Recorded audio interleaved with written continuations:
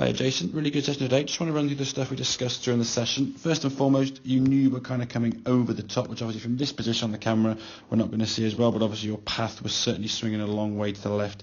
If this blue line here represents kind of your target line, your club, and as you said, your divots, and everything you were sort of hitting there was going to be basically swinging off to the left there. Now, the first thing we identified, as you can see here on the left now, is your grip position. Your right hand for me very much on top, your right palm certainly facing down quite a long way towards the ground there, and your left hand in a slightly weaker position. Certainly no knuckles visible here kind of on that left hand, and because of that, as your golf club went back in the takeaway, there's quite a lot of rotation, and when the club gets to the top of the backswing, what we'd be looking for at kind of this position is the club face kind of facing more towards the camera. In actual fact, it's kind of facing a bit more towards the screens. We've got the club face a good 50-60 degrees actually open in that takeaway. And because of that, you were forced to therefore create a motion or a movement which involved you hitting the ball somewhere to the left. And if we actually watch the downswing here now, we can see sort of movement into the golf ball here now.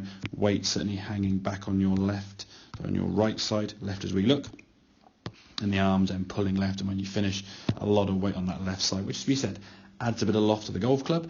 So when you did make a reasonable contact, it just went very, very high and wouldn't have gone so far, obviously. And by leaning back, you're very often going to be catching the ground behind the golf ball. So first thing we've got to try and do is get that club face in the hand in a better position, and then work on controlling that club face so we can return it back to the golf ball with the club face aiming left. And then in time, with the practice, we can evolve the path that starts going to swing more on the in to square to in path, as opposed to what you had before, swinging out to the left there. So if we look at this drill, you can see on the right hand side that you were doing, kind of hold the club there across your toe line where your arm just hangs straight down. Now, when we did this here, now you can see straight away when we put your left hand there on the grip by itself, just looking at those two positions, you can see your left thumb now certainly a lot more over to this side of the grip. These two knuckles now be visible, and then when you find when your left hand goes on the club better, in the fingers are nice and loose, the right thumb now can grip across it during the fingers, and it can join on the hand, as you can see. And actually your right palm is kind of facing a bit more towards target rather than down to the ground. Now, it did feel a bit strange, obviously, when we make adjustments to the grip, it will feel a bit peculiar, but what I suggest, if you can sort of play about with that as much as you can, if I sort of just freeze frame this image here now and zoom in, you can use that as a guide. Possibly your left hand from this position could go a little bit more around to the right, but if we start with this position, we can always creep back in gradually, bit by bit, through practice.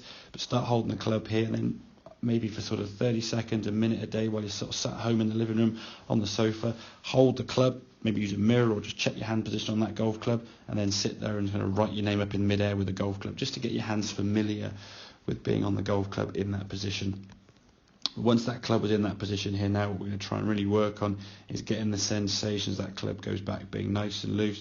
We can start kind of hinging the wrists on the way back and releasing the arms a bit more softer and swishier through the golf ball, as we can see here. I did it this position now, as you're getting close towards, as the arms are about here, that club should have kind of hinged up towards target. We did obviously discuss your grip pressure being a little bit tight, and it was something that when I sort of stood to the side of you, sort of somewhere around here, I could feel when I tried to pull your arms through, there was a lot of tension there in the grip, and that's going to cause a lot of restrictions in your ability to control the club face. The example, as we said in the session, obviously imagine you're holding a pen or a pencil. How tight would you be holding that? Very, very loose, very, very soft, to try and be able to control the pen or pencil. If you gripped it in your palm and squeezed on for dear life, you would just make lots of squiggles and circles on the page and wouldn't have much control of the pen. So if we can get that grip better, get that grip more loose in the fingers, so the checkpoints now, we want to be able to see at least two knuckles here of that left hand, and therefore your thumb now is going to be slightly more, as we can see, over to that right side, and then when your right hand goes on there now, the right thumb's going to sit a little bit more on the left thumb, as opposed to smothering over the top. So we can work on that position of the grip.